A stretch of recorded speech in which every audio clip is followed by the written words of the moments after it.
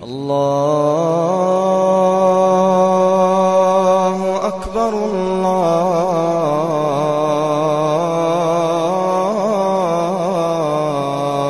أكبر. Assalamualaikum warahmatullahi wabarakatuh. Alhamdulillah, selalu saja kita memuji Tuhan kita Allah Subhanahu wa taala, Zat yang Maha Tinggi, Maha Bijaksana, Maha Adil, yang telah mengurus dan menciptakan serta merawat segala yang di langit, segala yang di bumi, dan segala yang di kedalaman lautan, dan Dia pemiliknya.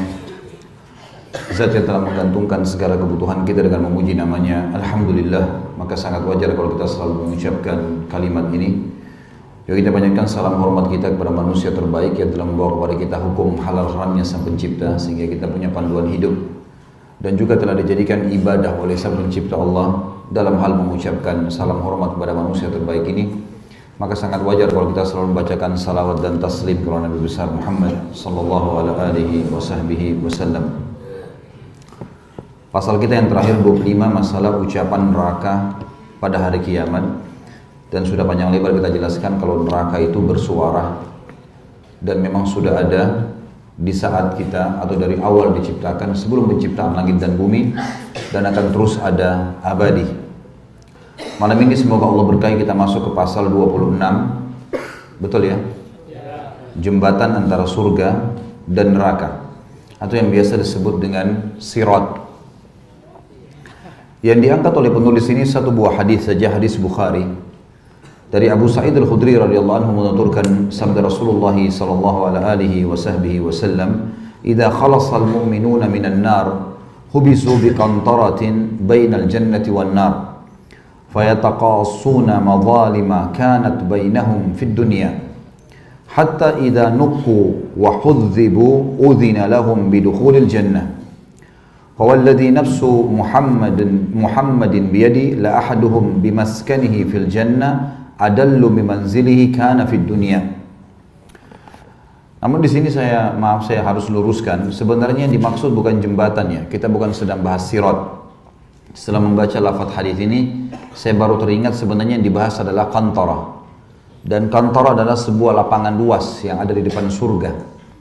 Jadi setelah semua penghuni surga melewati sirat yang dibentangkan di atas neraka yang sudah pernah kita jelaskan di beberapa pasal sebelumnya, maka kita akan berkumpul semuanya penghuni surga sebelum masuk ke surga di sebuah lapangan luas namanya qantara.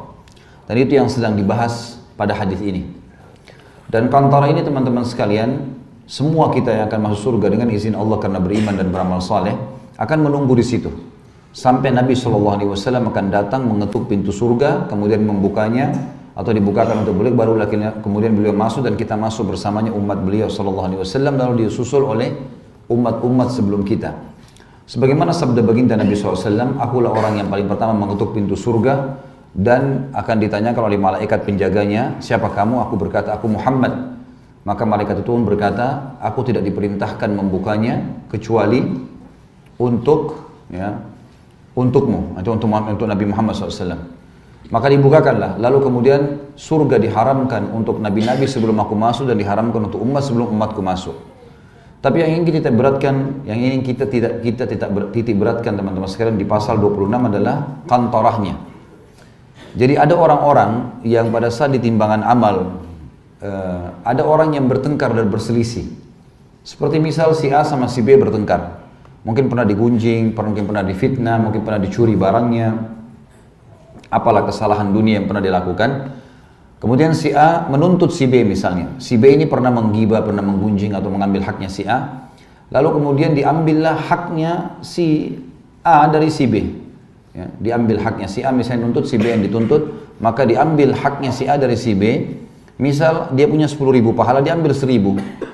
Ternyata pahala si B masih ada 9.000. Dan si A sudah lolos ke dalam surga karena dia punya amal soleh banyak. Berikut juga adanya pahala tambahan dari si B yang dia tuntut di hadapan Allah Subhanahu wa taala. Karena nanti di hari kiamat nggak ada lagi cara untuk membayar atau menebus kecuali pahala. Sudah nggak ada lagi tebusan lain, tidak ada harta, nggak ada lagi keluarga, nggak ada apa-apa, nggak ada benda, nggak ada sesuatu yang bisa diberikan kecuali pahala.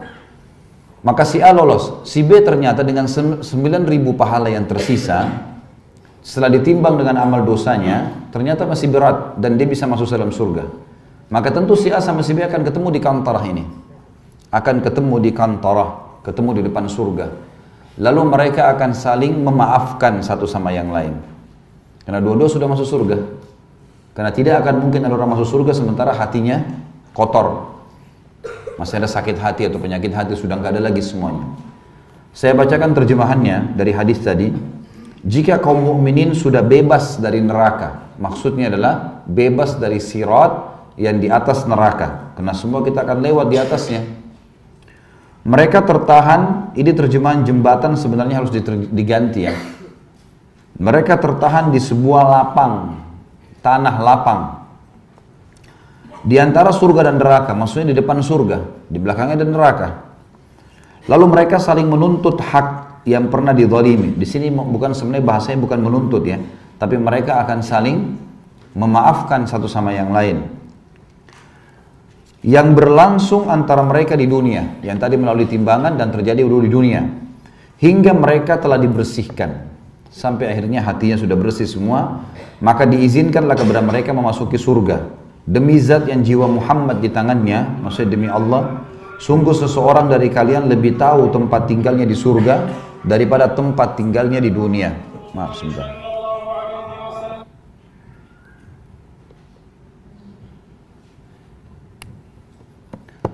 Kata Nabi SAW, sungguh seseorang dari kalian pada saat masuk ke dalam surga lebih tahu tempat tinggalnya di surga daripada tempat tinggalnya di dunia.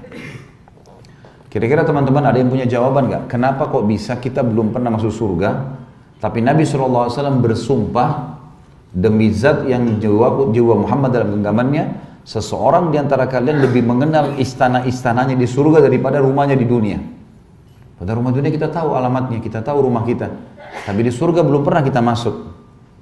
Ada yang punya jawaban ini? Hah? Bukan saking enaknya. Enak kalau sudah masuk. Nah, ini baru mau masuk surga, tapi dia udah tahu, oh, ini istana saya, ini istana saya, dia sudah tahu, semua istana dia sudah tahu. Bahkan dia lebih tahu daripada rumahnya di dunia. Ada yang punya jawaban ini? Kita sudah pernah jelaskan berhubungan dengan masalah kasus kematian. Tidak ada yang ingat. Hari Senin depan saya tidak datang. Tidak ada yang ingat sama sekali.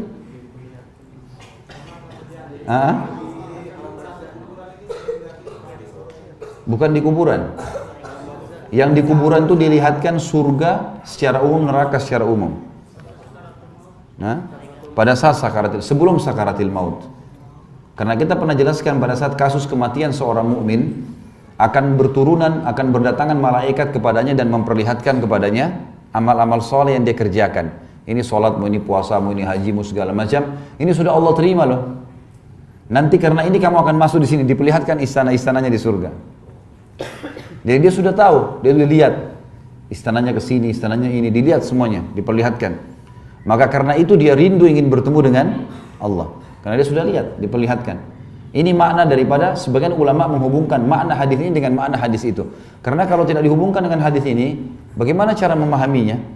Bagaimana bisa orang belum masuk surga, kemudian dia sudah tahu rumahnya itu, lebih kenal daripada rumahnya di dunia. Ini Nabi SAW bersumpah atas nama Allah. Gitu ya. Karena memang dia sudah diperlihatkan tempatnya. Juga ada pertanyaan kecil teman-teman sekalian, ini secara ilmiah saja. Kenapa neraka nggak disebutkan seperti ini? Karena neraka tidak butuh. Dia lihat tidak lihat tempatnya nggak ada gunanya begini. Artinya tetap aja berat, gitu kan? Kalau surga bermanfaat, walaupun neraka sudah diperlihatkan juga pada saat mau mati. Sebagaimana saya jelaskan 2 hari kan, bahwasanya malaikat-malaikat akan datang memperlihatkan ini zinamu, ini bohongmu, ini dustamu, ini segala macam hal. Diperlihatkan karena ini kau lakukan semua, maka kau akan masuk neraka. Neraka itu begini, diperlihatkan tempatnya di neraka. Tapi di sini dalam hadis, ini bab masalah neraka ya. Kenapa neraka nggak disebutkan? Karena neraka nggak butuh untuk dijelaskan. Sekecil apapun sisa di neraka berat bagi dia. Tapi surga berita gembira. Maka disampaikanlah oleh baginda Nabi Sallallahu Alaihi Wasallam. Jadi pasal 26 jembatan itu diganti menjadi tanah lapang. Terjemahannya diganti menjadi tanah lapang. فَبِأَيِّ آلَاءِ ربكما تكذبان كل من عليها فان ويبقى وجه ربك ذو الجلال والإكرام